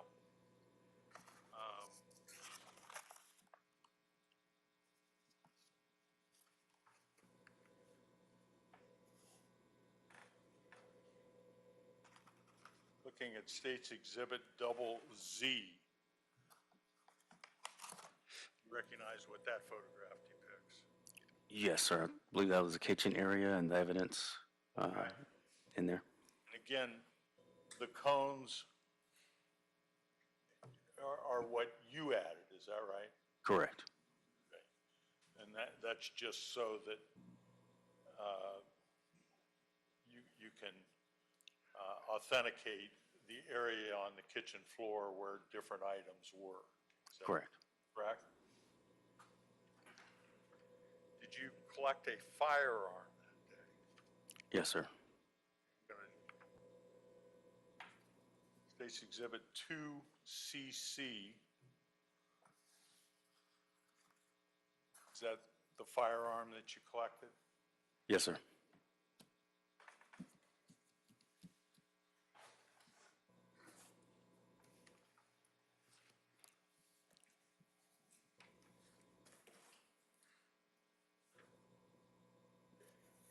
placed in front of you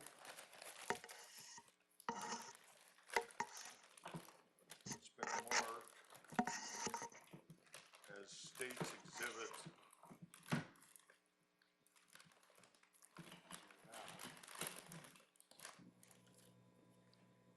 State's Exhibit, sorry. Sorry. State's Exhibit 2G. And we also have State's Exhibit 2H.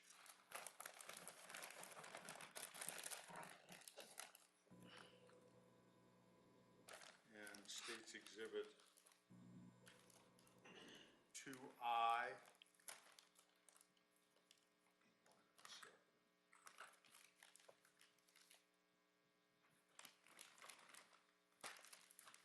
And State's Exhibit 2J. You recognize those items? Yes, sir. And what are those? These are the gun and then the items that were inside. Okay. Inside of it. Now, State's Exhibit 2H, Mm-hmm. if you could hold that up, that's the magazine, is that correct? Correct. And that goes into the handle of the firearm? It goes into the magazine well, yes. And that's what's known as an extended clip? Yeah, slightly. I don't think there's longer than those. They have longer ones than those, but yes. And the purpose of an extended clip is to allow more rounds to be loaded into the gun? Correct. And you say that you used the word slightly. It's not a long extended clip. Correct. I take it you've seen ones that are much longer than that. Yes, sir. That holds maybe an additional 2 to 4 rounds, Correct. somewhere around there. Now, does the weapon appear to be in the same condition as it was when you collected it? Yes. Obviously, when you collected it, it was all put together, Yes. and the rounds were in the magazine? Correct. Was it fully loaded? Yes.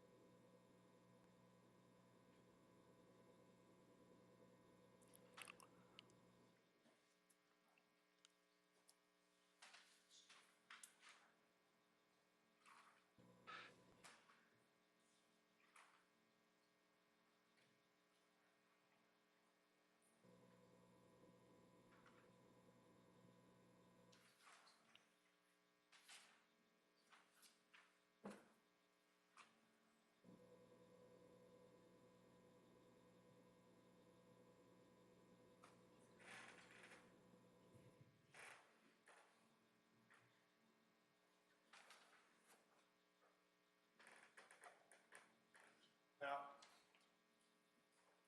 Detective, when you recover a firearm, is there a form that that the Columbus Police Department uses to document that firearm? Yes. And who has the responsibility of completing that form? We do. Okay. Did you complete one for that firearm? Yes, sir. Place in front of you what's been marked as 2WWW. You recognize that form? Yes, sir. What is that? Recovered firearm form. Okay, and is it for this weapon? I believe so. Okay, does it have your name on it as the person who recovered it? Yes. And does it document the condition of the weapon when you recovered it? Yes, sir. And explain to us how that's documented. It has a serial number, make, model, loaded items. Okay. And does it list that on there? Yes, sir. So that's on the back there. It shows the magazine and the number of rounds. Yes, chambered and magazine. Okay.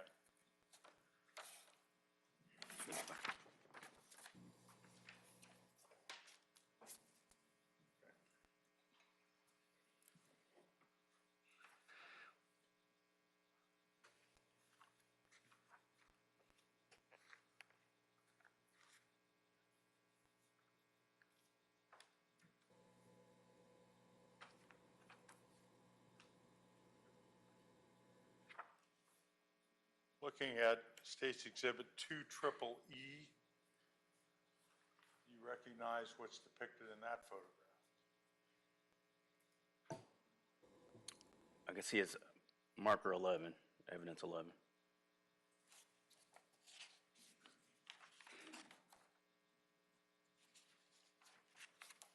The back page.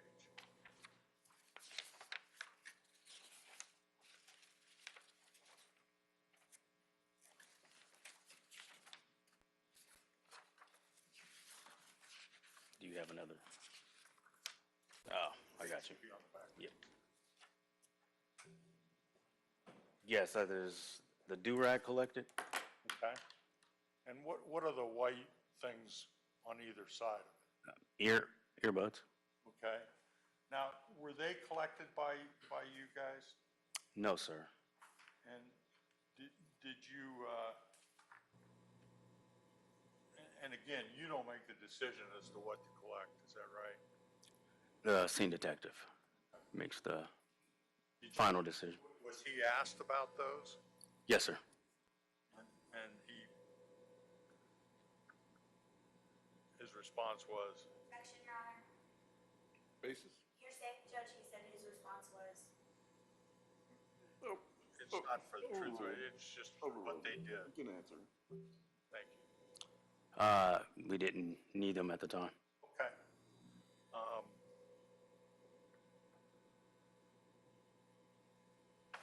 And State's Exhibit 2AAA is a bit wider of a shot to give you some idea of where on the kitchen floor Correct. the do-rag and the earbuds were located. Is that right? Yes, sir.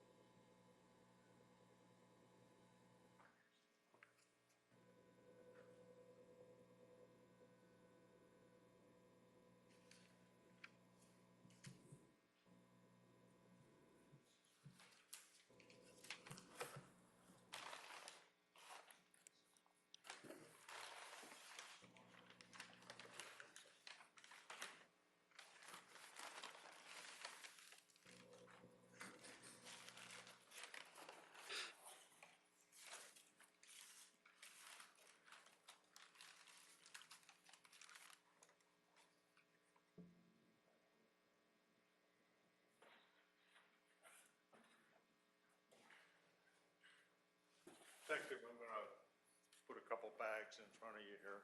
Well, I guess I would get a big pile here. Let's box that back up. You want these in?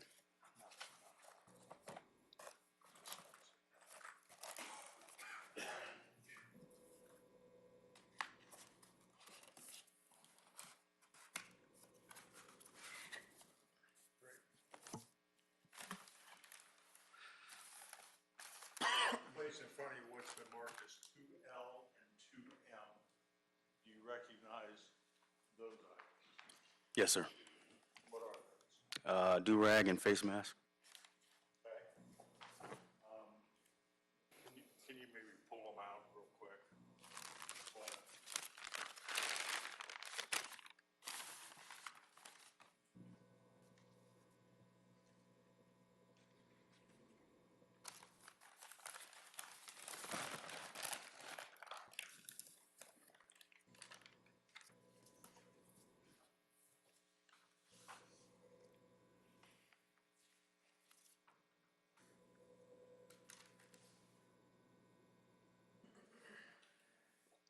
Okay.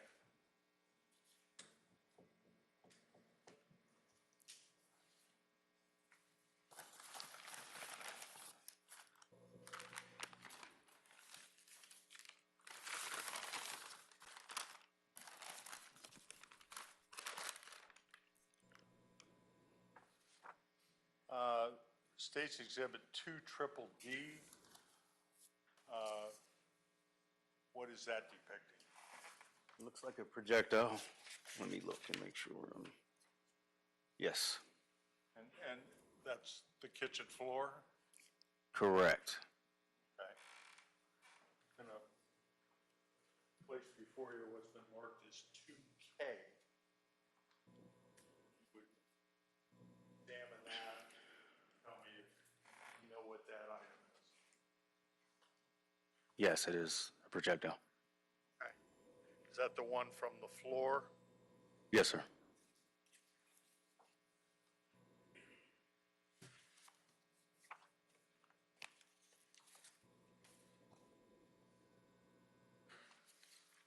And again, looking at 2 triple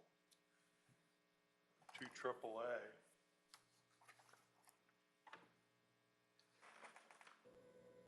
Is this the location on the kitchen for where the projectile was recovered? Yes, sir.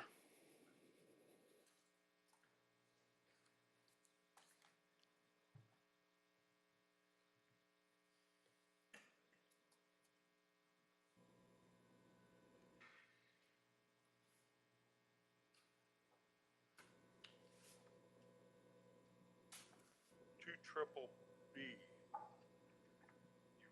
recognize what that depicts? I think that was the microwave we retrieved a projectile out of. And 2 triple H, is that a closer look at the microwave? Yes.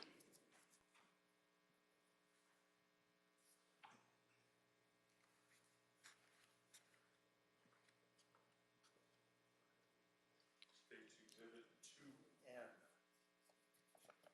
You recognize what that item is?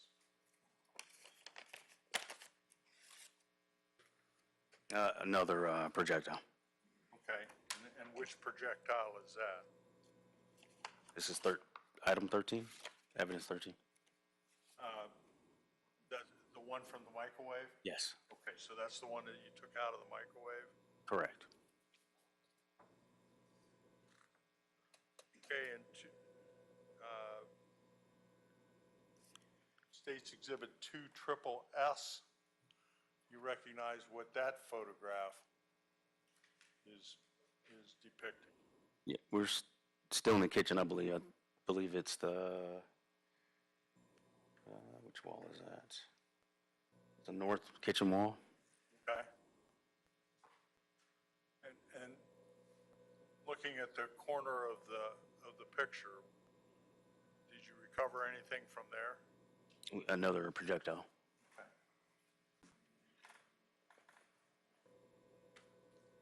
State's Exhibit 2O, recognize what is in that.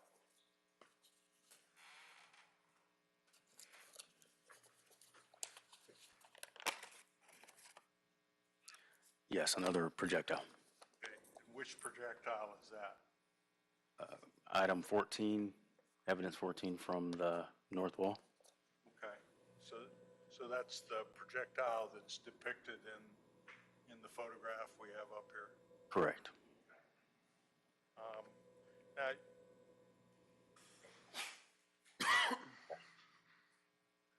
State's Exhibit 2 triple U.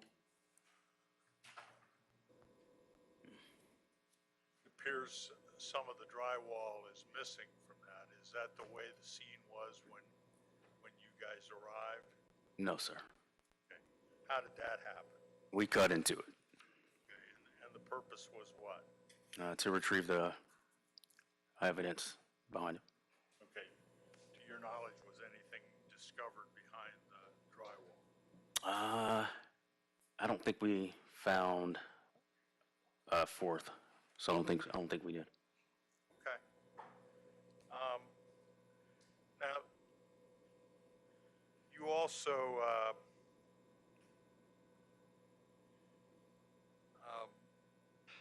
took swabs in the area for DNA and blood. Yes, sir. Is that correct? Yes, sir. Did you When you say in the area, what do you, at the scene at the, yes, at various locations? yes. And specifically on the side porch there, as you enter, were swabs taken. Is that correct? Correct. I think that they may be marked.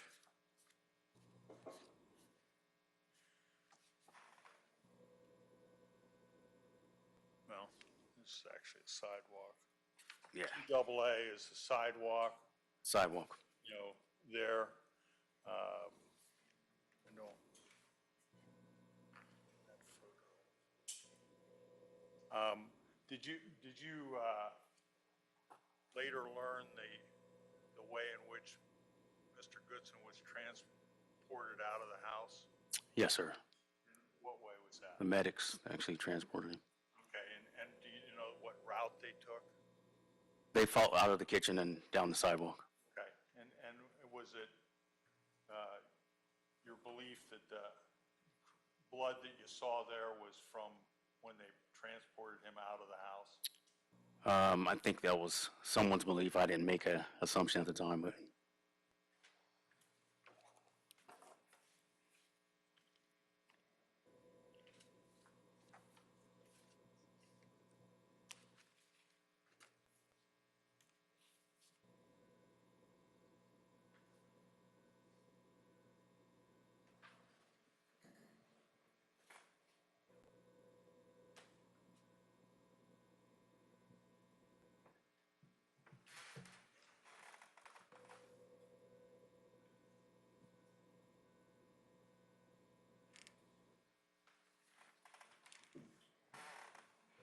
Want water?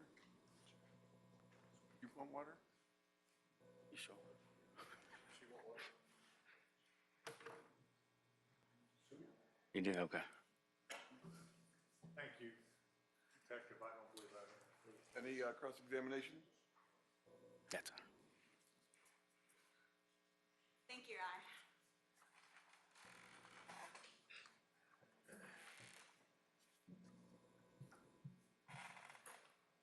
May I proceed? You may, but you may want to take all that evidence back from the state. That's okay, I can help. Do you have a box? Thank you, Detective.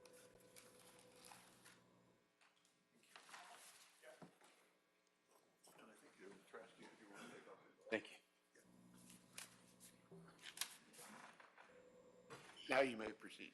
Thank you, Your Honor. Good morning, Detective Williams. Good morning. We've met before? Yes. My name is Caitlin Stevens, and I, along with my co-counsel, Mr. Collins and Mr. Nolder, represent Mr. Meade in this case. I tend to go a little fast.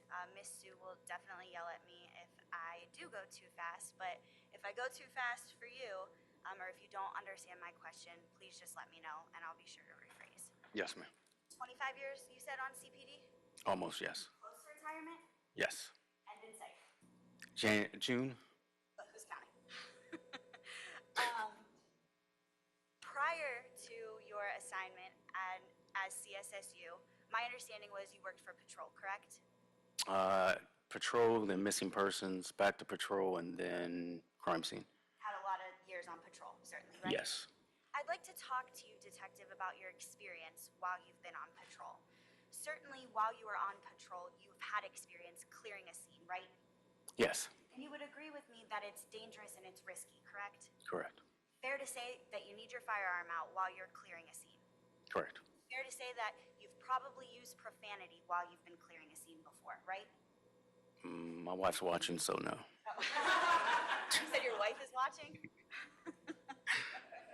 Certainly it's not uncommon for police officers to use profanity while you're clearing a scene though, right? Correct. You have to impress upon the people who may be in the scene that, hey, this is serious and we need you to comply, right? Correct. Now, while you were on patrol, you would agree with me when I say that guns are a routine part of patrol, correct? Yes, Now, Mr. Merkel talked to you a little bit about extended magazines. I want to focus on those for a moment. All right. You're trained to look for them while you're out on patrol, right? look for extended in particular? Extended magazines are distinct, correct? Yes, Because extended magazines, the bottom of an extended magazine is not flush with your hand as compared to a normal gun, correct? correct, And so the extended magazine makes an already deadly weapon deadlier. You would agree with that, right? correct, Because it has the capacity to shoot more rounds, right? correct. Now, you're trained on deadly threats as part of your patrol training, correct? Yes, ma'am, You would agree with me when I say certainly a gun is a deadly threat, right? correct, When you're faced with an immediate threat, detective, you are trained to respond to that immediate threat with deadly force, right? to stop it, yes, Now, a person with their back to you can still be a deadly threat, right? correct, You would agree with me that a person standing away from you can still point a weapon and shoot at you, correct? correct, You would agree with me that a person with their back to you can still turn and point a weapon, correct? correct. And shoot at you, right? Yes, ma'am, And so your training says to respond to an immediate deadly threat with deadly force, right? correct, Certainly a person with their back to you, when they make a slight turn and point that weapon, is absolutely an immediate deadly threat. You would agree with that, right? correct. Now, if you see that person turn towards you and point a gun at you, you're not trained to respond with a taser, are you? No, ma'am, Because a taser is non-lethal force, right? correct, You're trained to respond to a deadly threat with deadly force, correct? correct, And you're trained to shoot until the threat is stopped, right? correct, You're not trained to make the intent to commit a felonious assault on somebody, right? right, You're not trained to be reckless with a gun while you're responding to a deadly threat, correct? correct, You're trained to shoot until the threat is over, right? correct. Now, in that moment, if somebody turns and points a gun at you, you don't have time to look for whether the safety is on, correct? No, ma'am, You don't have time to think about or tell the person, hey, is that firearm loaded, right? correct, Because it's immediate, correct? correct, You would agree with me that it would be a split-second decision that you would have to make in that scenario, right? correct, Turning your attention to December 4th, 2020, when you responded as part of your crime scene search duties. You said you arrived at 2:40 p.m., right? correct. If your job as a crime scene search detective is just to document this scene as it appears to you at 2:40 p.m., right? That's part of it, yes, Fair to say that the more people in and out of that scene, the more likely things are to get moved, right? correct. Especially transient evidence. You know what I mean by transient evidence, right? Yes, ma'am. Detective? Yes. Tell the ladies and gentlemen of the jury what I mean by transient evidence. Items that can be moved by traffic. Foot traffic, things, sorry, is that a yes? I'm sorry. Yes. Ms. Sue's taking everything down, so I gotta Sorry. have out loud answers. Evidence like shell casings, correct? Yes, Evidence like projectiles, right? correct. You remember when Mr. Merkel showed you a picture of the projectile that was recovered by evidence cone number 10, right? Correct. May I have the Elmo, Miss Cook? Thank you so much.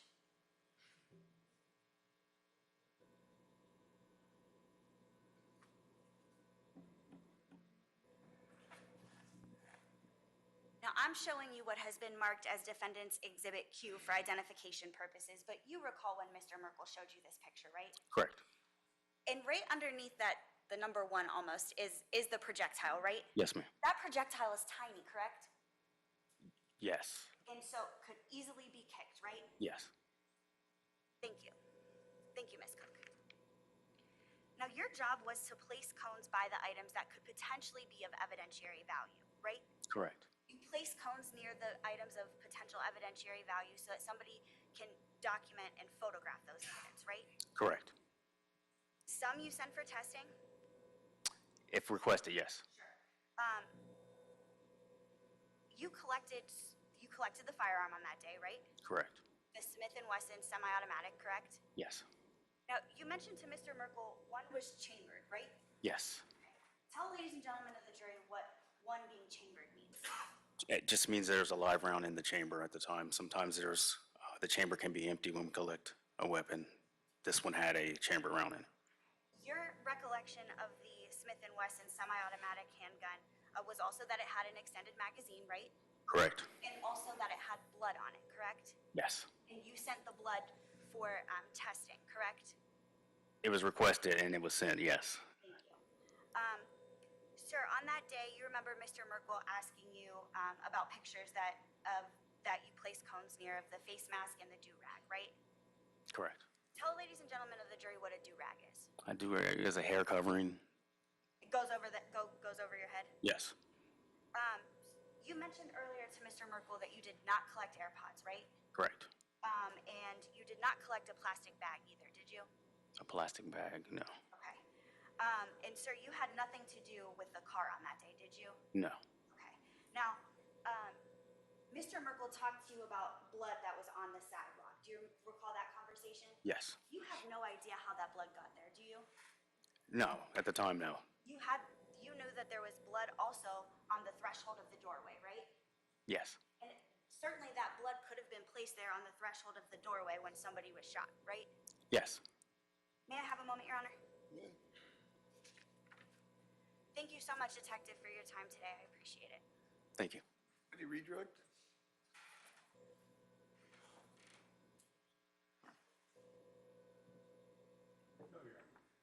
All right, you can step down. Just Thank you, leave Your Honor. everything up there. Okay.